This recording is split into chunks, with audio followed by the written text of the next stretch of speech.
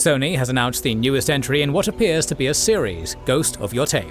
While many expected a continuation of Jin Sakai's story, the developers at Sucker Punch moved in a different direction, introducing a new female protagonist and a completely different setting, Mount Yotei in Hokkaido, during the early 17th century.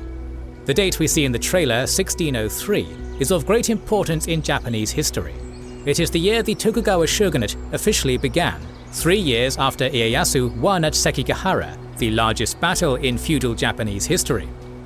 It marks the beginning of the Edo period, and while not exactly the end of the Sengoku Jidai, it was the time when dust was beginning to settle. So, while the large-scale wars of the past were coming to an end, the thousands who had fought in them had to adapt to peace. But for some, and especially those who fought on the losing side, staying in Honshu was not an option. This video is sponsored by our YouTube members and patrons, who get 2 exclusive videos weekly, not available anywhere else, for their kind support of our channel. You can join their ranks to watch more than 160 videos, including our series on the Pacific War, Punic Wars, Persian Wars, Spanish War of Succession, Russo-Japanese War, North African Campaign of World War II, History of Prussia, Italian Unification Wars, Risorgimento, Albigensian Crusades, and much more. Click the link in the description or pinned comment to get the exclusive videos, early access to all public videos, our schedule, wallpapers, access to a special Discord server where we're very active, and much more. Thanks for supporting us, we couldn't be doing it without your help. It is hard for anyone today to imagine a map of Japan without Hokkaido, but the Northern Sea Circuit hadn't always been considered a part of the Land of the Rising Sun. In fact, it became part of Japan quite recently, in 1869, following the Meiji Restoration, when the island was officially annexed into the growing Japanese Empire. But for centuries, the Japanese had viewed it as part of the Barbarian Islands, the Ezogeshina or Ezo for short. This shouldn't come as a surprise, since the island was predominantly settled by the Ainu people, a distinct ethnic group from the Japanese, though sharing some cultural similarities. The Ainu predecessor culture, the Emishi, as the Japanese called them, once occupied lands in northern Honshu too, but systematic warfare and colonization had pushed them across the sea, while those who had stayed had been fully integrated into Japanese culture. However, the Ainu culture of the 17th century shouldn't be considered just a continuation of the Emishi culture of Hokkaido. It is instead an amalgamation of cultures. In the 8th and 9th centuries, the extensive trade between the Emishi and the Japanese saw the development of the Satsumon culture in Honshu and Hokkaido. On the other hand, on the northeast of the island, contact between the coastal fishing and hunter-gathering people from Siberia and Amur with the Epijomon gave birth to the Okhotsk culture. The Satsumon and Okhotsk cultures, together with continued influences from Japanese trade, created the Proto-Ainu identity. By the time the game takes place, the Ainu culture greatly resembled the Japanese, though not lacking its distinct features. Trade was important for both sides, but considerably more vital for the Ainu, since the Japanese boasted a greater plethora of goods. With the rise of the Kamakura Bakufu, trade became more regulated, and complete jurisdiction over the tariffs and incoming shipping was given to the Ando clan. Ainu vessels carried salmon and animal skins to the Honshu ports, and returned with Japanese goods. Japanese commerce throughout the Kamakura Muromachi periods brought changes to Ainu society and shaped a new social hierarchy as chiefs with better connections became more powerful. It was during this period that the Japanese established a foothold in southernmost Hokkaido. But the Ando clan's attempt to further push the Ainu back and establish firmer control over commerce would eventually spark conflict between the Ainu and the Japanese in the mid-15th century. Koutsoumis' War, as it became known, began over a minor dispute about the purchase of a sword, but it soon expanded and the Ainu razed 12 Japanese forts to the ground before the conflict was brought to an end. The war underlined the Ainu's willingness and determination to protect their interests and their homeland to the bitter end. It also brought to the forefront another Japanese family, one that would be the nominal lords of Hokkaido for more than 2 centuries, the Kakizaki. Vassals of the Ando, this clan played a pivotal role during Koutsoumis' war, as General Takeda Nobuhiro, whom the Kakizaki later claimed as their progenitor, is said to have slain Koutsoumis and brought an end to the conflict. His exploits also elevated the clan to an important position amongst Ando's other vassals. The clan's star would shine even brighter during the warring Sengoku Jidai era, providing many opportunities for ambitious warlords to expand their power. The Kakizaki were no exception. During the 16th century, and especially 1589, the succession crisis between the two Ando branches, the Minato Ando and the Hiyama Ando, created the perfect conditions for the Kakizaki to rise further. Despite their distance from central Honshu, they had cultivated some diplomatic ties with Oda Nobunaga and, more importantly, his successor Toyotomi Hideyoshi. These ties would prove instrumental to Kakizaki's attempts to supplant Ando authority. The intra-family war came into direct violation of the Kampaku's peace edicts, and after 1589 it had expanded to include other prominent clans north of Honshu. Subsequently, it destabilized a realm that had only recently been brought to relative order, at a time when Hideyoshi was planning his invasion of Korea. In a show of authority, he sent magistrates Uesugi Kegiketsu and Otani Yoshitada to perform a series of cadastral surveys and tighten Toyotomi's control. Perhaps sensing an opportunity, or maybe obeying a summon, the head of the Kakizaki clan, Yoshihiro, traveled from his family's seat at Fukuyama in southern Hokkaido to Hirosaki, and then Ikita and Senpoku. He met with the Toyotomi representatives, who, besides Otani Yoshitada, included Maeda Toshie and Kimura Hidetsuna. Together, they decided that because Sanesue, who had become the leader of the Ando following his father's demise, was too young, Yoshihiro would accompany him to his meeting with Hideyoshi. Upon arrival in Kyoto, Yoshihiro was welcomed as the Lord of Ezo, essentially an empty title, as the Japanese controlled a very small part of Hokkaido, and Yoshihiro's authority didn't extend to the Ainu. Yet Hideyoshi considered Ezo of much greater importance than it actually was. Because of the limitations of the time in cartography, and since the area hadn't been properly explored, Ezo was thought to be connected to mainland Asia. Therefore, Hideyoshi could entertain the possibility of launching an invasion into Jurchen lands from Ezo, while he was invading Korea from the south. At the same time, there was the possibility that the strong semi-nomadic clans would use the same route to invade Japanese lands. So, in the minds of many, including Hideyoshi, the frontier land of Ezo and the Kakizaki clan were of great importance to the matter of national security. In 1593, a year after Hideyoshi had launched the first invasion of the Korean peninsula, Yoshihiro once again met with him in Nagoya. There they discussed the possibility of a northern route, and more importantly, Yoshihiro was awarded a vermilion seal, with the right to levy shipping duties on all trade in Ezo and free access to all trade posts located in North and East Honshu. The vermilion seal drastically changed the political and economic landscape in Ezo and northern Honshu. The Kakizaki had managed trade with the Ainu for the Ando for decades, but the vermilion seal essentially made them direct vassals of the Toyotomi, effectively sidestepping the Ando and stripping them of their rights over commerce with Ezo. Moreover, the seal gave Hideyoshi's official military backing against any who would dare to go against Kakizaki and his orders, which included not only Japanese clans but the Ainu as well. 5 years later, Hideyoshi's death threatened to undo everything that the Kakizaki clan had thus far earned, but Yoshihiro was able to navigate the complex political landscape to his advantage.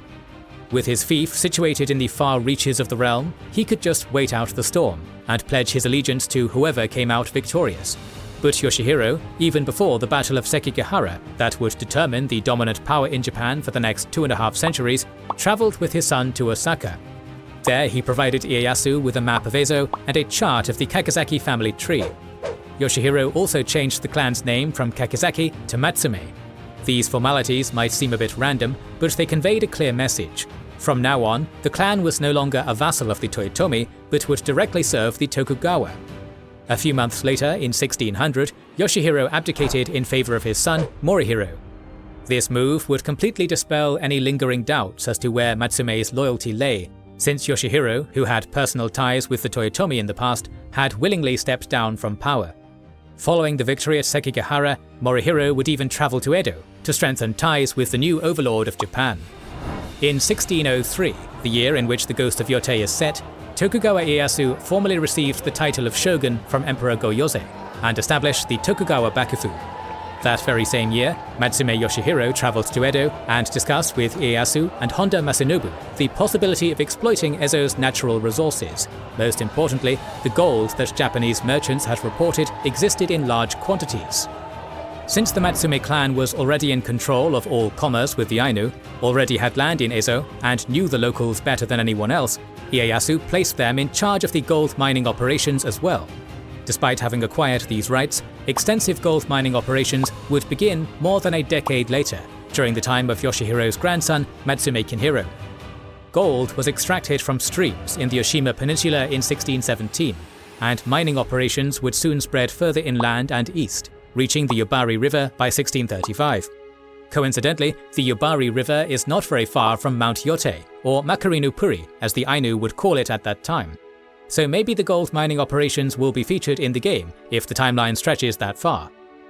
In January of 1604, the shogun granted Yoshihiro a Black Seal order that expanded upon the privileges Hideyoshi had bestowed upon him a decade earlier. The letter of the order reads, "It shall be unlawful for people from outside provinces to enter or exit Matsumae to trade with the Ainu without the consent of Matsumae Shimonokami. It shall be unlawful for people to cross freely into Ezo for trade, but Ainu should be considered free to go where they please. It is strictly prohibited for people to inflict injustices or crimes upon the Ainu." The order reaffirmed Matsumae clan's monopoly trade with the Ainu, a position they would maintain until the last days of the shogunate. It also established clear boundaries between the Wajinchi, the Japanese-owned southern part of the island, and the Ezochi, the land that basically encompassed the rest of Hokkaido. As one can easily guess, the border, which was fortified with guard posts and watchtowers that regulated crossing on both sides, would shift further east as time passed. The order, on paper at least, also prevented the Japanese from exploiting the Ainu, but because they were viewed as barbarians, it was not uncommon for injustices to be inflicted upon them. Ieyasu's order gave the Matsumae a trade monopoly, but also made them dependent on it. The entire economy of the clan, and by extension the shogun's approval, relied on the goods they could procure from the Ainu. The taxes levied on the trading houses were simply not enough, so the Matsumae granted Japanese merchants the right to trade directly with the Ainu for a fee. So the Japanese merchants wandered further inland, crossing the Wajinchi-Ezochi line and trading with the Ainu on site, which led to a greater exploitation of the Ainu. The fishermen were particularly hurt by the Japanese fishing practices, which, in the name of profit, caused a massive decline in the population of salmon, which was central to the Ainu diet. The mining operations also contributed to the decline of fish populations, as the quality of the water dropped. However, it was not just the merchants, but even the vassals of the Matsumae who had their trade fiefs located on land that was nominally Ezochi. The records from this come from a much later time, 1739, but they are indicative of how the Japanese gradually spread out from Wajinchi into the barbarian lands to exploit the natural resources and the people that lived there. The border between the Japanese and the Ainu was not only porous for the merchants and the elite, but even for the commoners who had established their villages in Wajinchi. From a cadastral survey conducted in 1786, we learn that almost half of the settlements that were located in Matsumae-owned territory relied economically on exploiting foreign land. The peasants would cross over into Ezochi to collect firewood and kelp, and to fish, bringing economic stagnation to the Ainu. As was mentioned, the Ainu were willing to go to war over a sword purchase that went wrong, so you can imagine what the relentless and harmful exploitation of their land and themselves would bring. In 1669, after decades of Japanese economic exploitation of the island, the Ainu chieftain Shakushain launched a rebellion against the Matsumae clan. The war actually began as a fight between two Ainu groups, the Hei and Shibuchari, over some disputes regarding access to fisheries and animal fur hunting locations. Still, it soon drew in Fukuyama and even Edo, when the Matsumae sided with the Hei. Amassing loyal fighters from southern Ezo, Shakushain began attacking Japanese merchants and miners in Shiraoi on the eastern coast. Within 2 weeks, Shakushain and his band reached Itomo, and a different group attacked Yoichi on the western coast. Receiving reports of Shakushain's advancements, the Matsumae dispatched their army to Kunui, where they skirmished against the Ainu forces until bad weather forced a stalemate between the two sides. The reports of the Ainu incursion into Wajinchi reached Honshu too, and Tsugaru Nobumasa, lord of Hirosaki, prepared to cross with his armies, but was stopped by shogunal officials, who made it clear that his armies would move only after receiving such orders from the shogun. Instead, Edo, having concurred that the 11-year-old head of the Matsumae clan, Norihiro, was far too young to dictate the war, dispatched Matsumae Yasuhiro to lead the Matsumae troops. Finally, the Tokugawa regime green-lighted the lords of northern Honshu to cross over with their troops and reinforce the meager Matsumae armies. Upon arriving at Fukuyama and assuming military command, Yasuhiro moved to surround Shakushain's forces in Shibuchari. He led a detachment of 1,000 men into Shibuchari, while other regiments moved to Biboku, Atsuma, Ibutsu, and the Saru River area. Surrounded on all sides, Shakushain accepted an offer of surrender and exchanged gifts. However, a few days later, a group of Matsumae warriors attacked the Ainu who had been celebrating and killed many of their leaders, among them Shakushain. Technically, the war would continue until 1672, but with Shakushain dead, the Ainu could offer little resistance. While more action-packed, Shakushain's war is too far into the future to be featured in Ghost of Yotei, unless the protagonist is immortal. Instead, the game will likely present the early days of Matsumae expansion into the island. It is also possible that the game will not focus on the Ainu-Japanese struggle at all. Atsu, the protagonist, is most certainly from Honshu, considering she is wielding both a wakizashi and a katana in a Nitin Ichiryu style, which had been invented around that time or at least enjoyed popularity. So it's also likely the story of Atsu is that of a woman forced into exile following Tokugawa's ascension, which would be really fitting with the setting, since Ezo was a place that shogunal authorities preferred to send their political rivals. We simply have too little information so far to say anything more concrete, but Yotei was deep into Izochi lands during that time, and Ainu culture will surely be featured prominently. We'll talk about this topic and Japanese history more down the line, so make sure you are subscribed and have pressed the bell button. Please consider liking, subscribing, commenting and sharing, it helps immensely. Recently, we've started releasing weekly Patreon and YouTube member exclusive content. Consider joining their ranks via the link in the description or button under the video to watch these weekly videos, learn about our schedule, get early access to our videos, access our private Discord, and much more. This is the Kings and Generals channel, and we will catch you on the next one.